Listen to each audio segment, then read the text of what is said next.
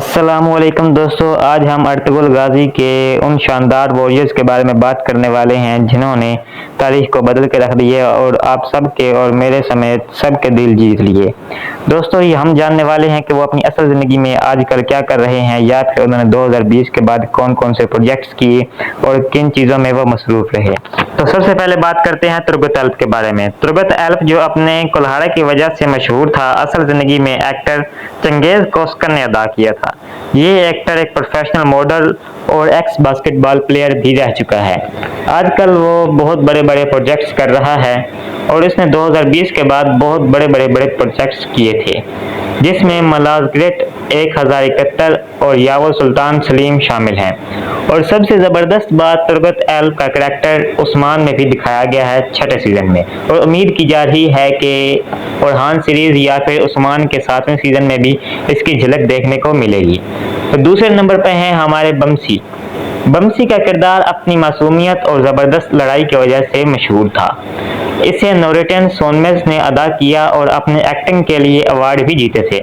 आजकल नोरेटन ज़्यादा प्रोजेक्ट्स में नज़र नहीं आ रहे, मगर वो अपने फैंस के साथ कनेक्टेड हैं और इंटरव्यूज़ में कहते रहते हैं कि मुझे बमसी का रोल बहुत ज़्यादा पसंद आया था और मुझे अगर ये दोबारा भी ऑफ़र किया जाए तो मैं इसे ज़रूर कबूल करूँगा।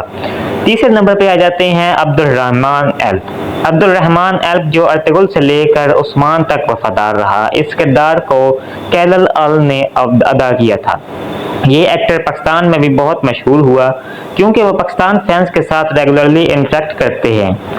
कैलल अल का रोल कोलस उस्मान के शुरू के सीज़न में भी दिखाया गया है और इसके अलावा सलाहुद्दीन में भी वो अपना किरदार निभा रहे हैं। तो चौथे नंबर पे आ जाते हैं दोगान एल्प। दोस्तों, दोगान एल्प भी अर्तुगरुल के सबसे पहले वफादारों में से एक था, लेकिन 4th सीज़न में उसे कत्ल कर दिया गया था, उसे शहीद कर दिया गया था। उसकी लॉयल्टी और सेंस ऑफ ह्यूमर ने यूज़ बहुत ज़्यादा काम किया था। इस रोल को सैटन गोनर ने प्ले किया था। असल ज़िंदगी में एक एक्टर और मॉडल हैं। ड्रामा के बाद उन्होंने कुछ तुर्किश प्रोजेक्ट्स में काम किया और पाकिस्तान भी विजिट किया था। इसके अलावा दोगान एल्प के बारे में कुछ ज़्यादा इन्फॉर्मेशन नहीं मिलती। तो दोस्तों, ये थे हमारे अर्तुगरुल के लेजेंड वॉरियर्स।